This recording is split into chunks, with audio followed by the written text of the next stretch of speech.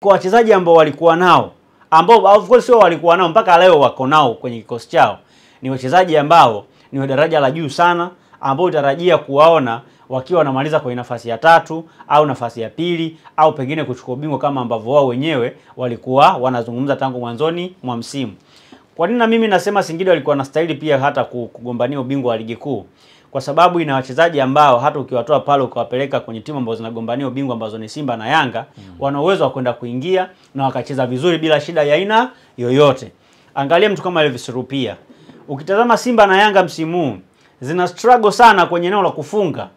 Lakini mtu kama Elvis Rupia na Singida anacheza na anafunga. Na of course tangu ameondoka Patrick Yosems hajafunga magoli mengi kwa sababu timu pia imekuwa na changamoto nyingi kuliko yeye mwenyewe kwenye eneo la ushambuliaji. Pengine kama Patrick Yosems angeendelea kubaki kwenye kikosi na timu bado ikawa inacheza vizuri na tengeneza nafasi, pengine Rupia angefunga magoli mengi mpaka sasa kuliko mshambuliaji mwingine yoyote. Kwa sababu tangu ameondoka Patrick Yosems na kwa Rupia pia upepo magoli yamekatika pale. Ni kwa sababu pia hata namna ya utengenezaji wa timu, hata namna ya utengenezaji nafasi kwenye kikosi siku hizi umebadilika. Yaani timu itengeneze nafasi ambazo ni nzuri zaidi. Kwa quality yake na namna ambavyo alianza msimu, ulikuwa unaona ni mtu ambaye alikuwa na uwezo wa kuibeba Singida kwa kiwango kikubwa sana.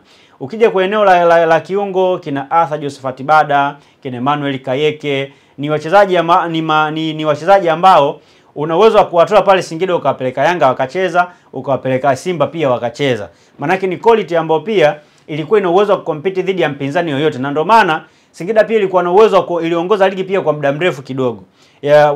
Wakaja katolewa na Simba, wakaja Simba baadaye wakarejea kwenye msimamo mpaka pale Yanga mpaka Simba alivyokuja tena baadaye ndo wakawa wanapishana Simba na Yanga. Lakini kwa namna ambavyo walikuwa wanacheza mwanzoni mwa msimu, ulikuwa unaiona Singida ni timu ambayo ilikuwa inaweza kupigania ubingwa kutokana na aina ya wachezaji ambao walikuwa nao. Lakini ukiangalia kwenye eneo la kiungo hicho cha ushambuliaji ambao nimeanza na nimemtaja mtu kama Kayeke huyo amekuja, Arthur Josephat Bada kwenye kikosi, wamekuja kumuongeza Seji Poku dirisha dogo, Emmanuel Adebayo, Victorian Adebayo amekuja kuingia kwenye dirisha kwenye dirisha dogo pia ameanza kucheza. Dirisha dogo mwanzoni mwa msimu hakuwa anatumika sana.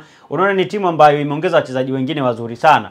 Eneo la ulinzi kina Trabitra hao wameingia kwenye kikosi. Ukiangalia ni wachezaji ambao plus na kina Kennedy Juma ni wachezaji ambao wana uwezo wa kukusaidia sana.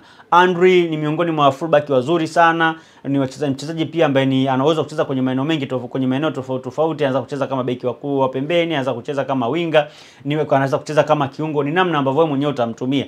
Kwa hiyo ni timu ambayo ilikuwa na kikosi of course ina kikosi kizuri sana, lakini kwa na matokeo ambayo wanayapata hivi sasa inaonekana kabisa kwamba Singida wametoka kwenye ile njia ambayo walianza nayo msimu huu. Lakini moja ya vitu ambavyo vimewakwamisha Singida kwa msimu huu ni pamoja na kuondoka kwa Patrick Yosems kwenye kikosi, kumeifanya timu kustruggle na kukosa ule muendelezo mzuri wa matokeo ambao alikuwa nao mwanzoni mwa msimu huu. TV3 Game On.